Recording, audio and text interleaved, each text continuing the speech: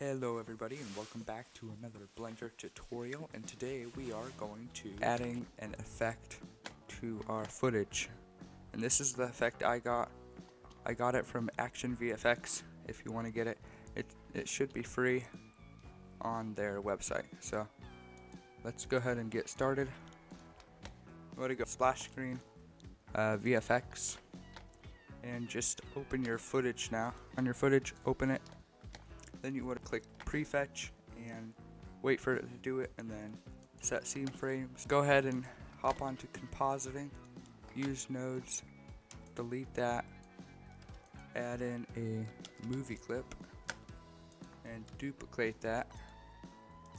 And for the first one, you're going to use your scene and then Control Shift left click and it'll put in a viewer, V to shrink it, and then Alt V to maximize it. And then for your second movie clip, you want to open your effect. So mine's the smoke. And then you can go ahead and plug this into the composite and then add in an alpha over. I like to search my things. You can like scroll through it and look for it, but I think that takes too much time. Then you want to connect that into the bottom one. And then you can go ahead and make some room. Go to the UV editor, render result, and then you'll have to render it out. And as you can see, it's the white of the smoke. If you scroll through, it will be smoke, but we want to take out that white. So to do that, you add in a mix node, plug it in right there. Okay, so you actually want to plug movie clip to the top one, and then the effect to the bottom one, and then movie clip to the bottom one, and this one to the top one, and set it to multiply, and that will get it in your scene without the white.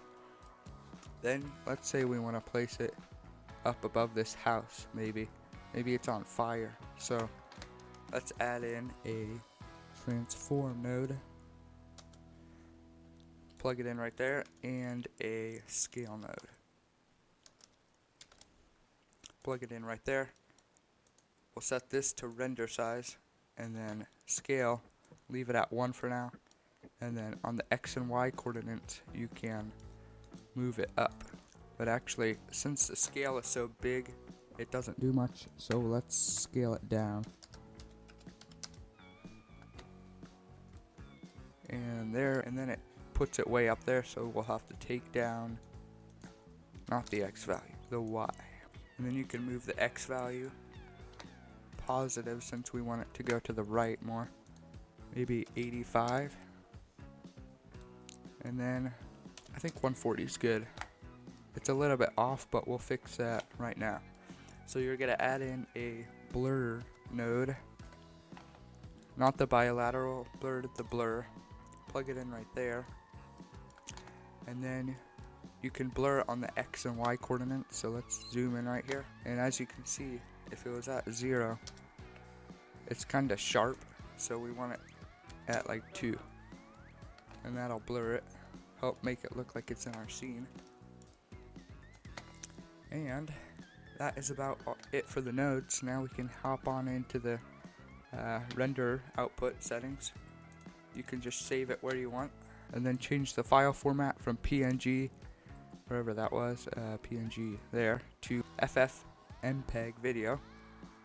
And then encoding, if you have sound, you switch this to MPEG 4, and then we want high quality, real time, and audio MP3.